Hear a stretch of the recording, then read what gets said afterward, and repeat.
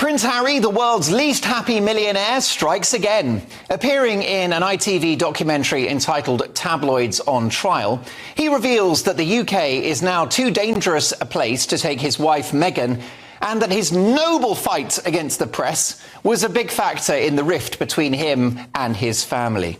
Now, phone hacking is a shameful chapter in the history of British journalism. But Prince Harry's spiteful war against the newspapers goes beyond this appalling crime. It's a damaging obsession which, if these figures in the elite had their way, would threaten the ability of journalists and broadcasters to hold wealthy and powerful figures to account. Harry, who has made moaning about his life an Olympic sport, said in the TV interview that it would be nice if all of the royals could pursue this legal action against the newspapers as a family. Who is this man to lecture anyone about family values when he threw those closest to him under the bus in that disgraceful Oprah Winfrey interview, in which he allowed a family member to effectively be branded a racist for the great crime of wondering which of the parents their unborn child would take after? Harry has done interviews slamming King Charles's qualities as a father. He embarrassed his brother William with a revelation about a fight they had, which led to a right hook from William, causing Harry to fall to the floor. Poor Diddums. Brothers fall out, families fight. This should have stayed behind closed doors. But Harry, of course, needed material for his tedious book Spare, the only use for which I've found is as a doorstop. So he was happy to auction off intimate family secrets to the highest bidder and compare Harry's needless and very public war against the newspapers, which has seen him face the humiliation of withdrawing his libel action against the Mail on Sunday, to the discreet way in which Prince William settled with Rupert Murdoch for a huge sum out of court in order to preserve the integrity and privacy of the family. That is how it's done. In this latest TV interview, Harry has talked about abuse, intrusion and hate. Well, he must have been looking in the mirror. Now, the roots of this are likely in the tragic death of his mother, Diana. One can't imagine what he went through as a little boy following his mother's hearse on the day of the funeral, something that should never have been allowed to happen. But Diana was killed by foreign paparazzi pursuing her car into a Paris tunnel, a car driven by a speeding drunk security guard employed by the Al Fayed family. For that to be the basis of a vicious attack on the British press is a punishment that does not fit the crime. The truth is, Harry, that you're famous and a royal, which brings with it untold privilege, and it comes at a price. That will never change. Sorry, man, them's the breaks. But let me tell you, it's better than what some of my viewers and listeners go through as they battle on a daily basis to put food on the table, to clothe their kids, to stay on top of the credit cards, pay the mortgage or rent, and to keep the lights on. I might send Harry the world's smallest violin. It won't cost me much in post and packaging. Now, as it happens, I would like Prince Harry to reunite with his UK family and come back to this country. I am in a mood to forgive. And I'd like him to bring his wife with him and their lovely kids. After all, poor old King Charles, still battling cancer, has barely seen them.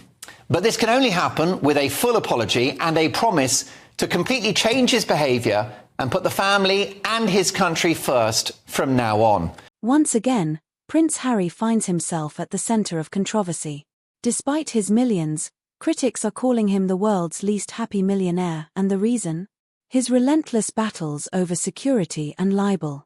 But behind this legal war lies a deeper truth, one that reveals Harry's ongoing struggle for control, validation, and public sympathy. Prince Harry has launched multiple legal battles, from suing British tabloids to fighting the UK government for security protection. Insiders say he's spending more time in courtrooms than connecting with his royal duties. To many, it's an image of a man trapped, not by the media, but by his own obsession with reputation. Harry's war with the British Home Office over police protection continues to spark outrage. He insists he and his family deserve royal-level security during visits to the UK. But critics argue you can't walk away from royal life, then demand royal privileges. It's a debate that strikes at the heart of accountability and entitlement. In another courtroom clash, Harry accuses newspapers of defamation, claiming they've painted him as paranoid and unstable. Yet the irony isn't lost on the public. Every lawsuit seems to deepen his image as a victim rather than a victor, reinforcing the narrative of a prince perpetually at war with the world. Public opinion is growing harsher. Commentators are calling him tone-deaf, self-absorbed, and out of touch. One royal watcher bluntly stated, Harry wanted freedom, but has chained himself to constant legal drama. The sympathy that once surrounded the Duke of Sussex is beginning to fade. Observers say Meghan Markle's influence is never far behind. Her background in Hollywood PR and narrative control may explain Harry's fixation with clearing his name.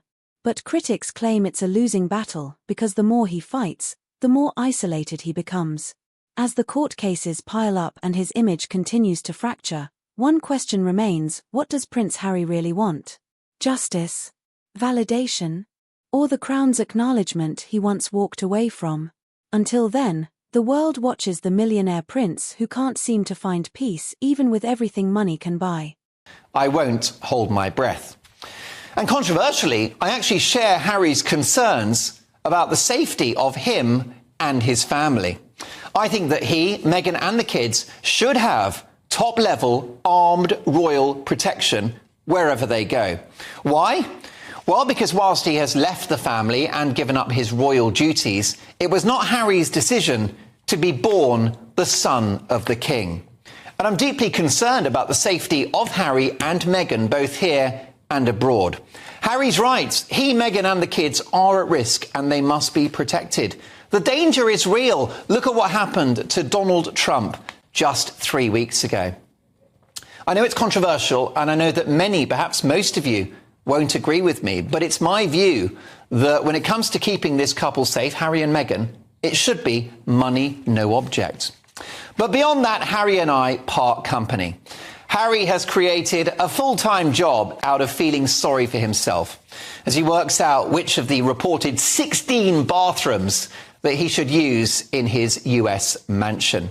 He needs them because the effluence pouring out of him via podcasts, books and TV shows is unending, and his reputation is in the toilet. Sadly, it's too late for Harry to flush away the damage he's done.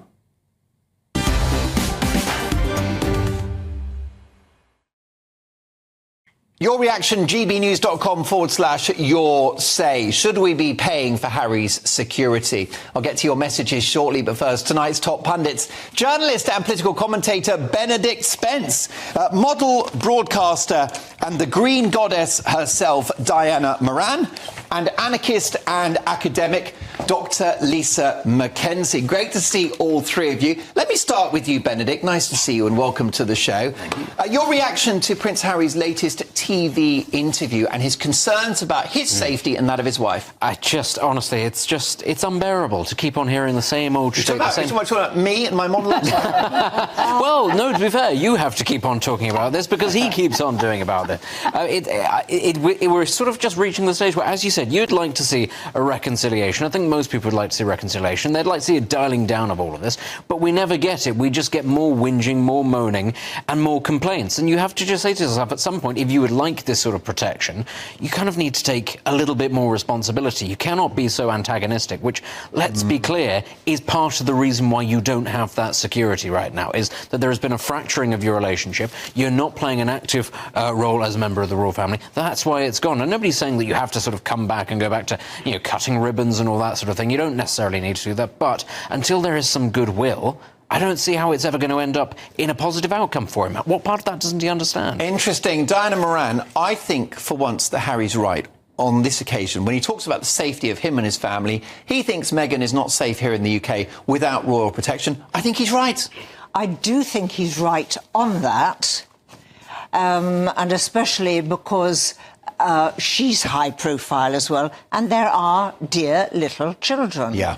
But I agree with you. I am absolutely fed up with his whinging all the time. And it also makes me think he's got a lot of money himself.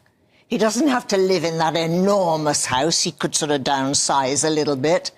and help towards security for himself. So you and his feel that family. he needs to make a contribution to his own security when he's here in the UK? I do. And that's because of his poor attitude, that's why. You think if he had a better attitude, you'd be happy to splash the cash? Well, then people wouldn't be perhaps gunning for him quite so much if he was still a pleasant member of the royal family, instead of this undermining that he's doing all the time. Well, I think that ultimately, Lisa Mackenzie, it doesn't matter what Harry says or does, he is a target, his family are a target, because he is the son of the King of the United Kingdom.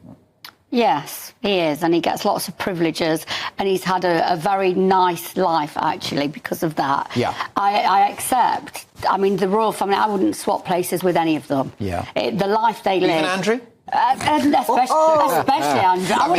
Let me tell you, that guy knows how to live. I think the only one I would swap places with is their pets. I think that's the only ones that are treated. Yeah. Maybe one of King Charles's horses. Yeah, because they get treated quite well, don't they? yeah, that's true. But, you know, he's in America, he's in the US, he's chosen to do that. He sees himself as the Clooneys or the Obamas, yes. the Clintons. Yeah. That's where him and his wife are sort of putting themselves. To do that, you've got to have a lot of money, much more money than he has actually got. Yeah.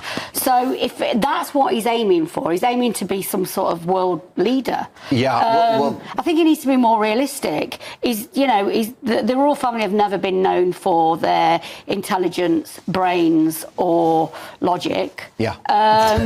So I think he needs to be more realistic. Cutting the ribbon and waving is actually very suited for that. There you go. Well, look, I'll get to your messages shortly. I know it's an unfashionable view that the British taxpayer should be stumping up for Harry's safety and that of his family. But I specialise in unfashionable opinions. Let me know your thoughts. gbnews.com/your say.